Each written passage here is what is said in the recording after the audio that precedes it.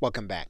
Now, depending on how much a part of Amazon Video Direct becomes part of your income generation, you can then start to direct video viewers to Amazon Video Direct. And you can do that through your YouTube channel. So for example, if we go to your YouTube channel and we click Customize Channel, one thing that we can do is to go to this right side and click this Edit Links.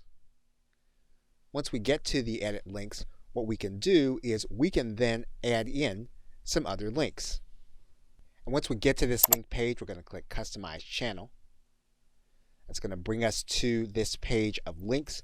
And what we're going to do is we're going to add in a link here.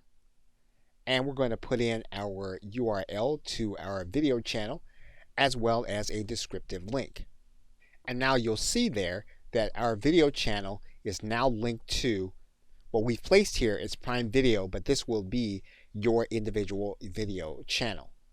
You'll also see that the logo is here on the right side menu in our channel. Okay, so with that, thanks, and I will see you in another video.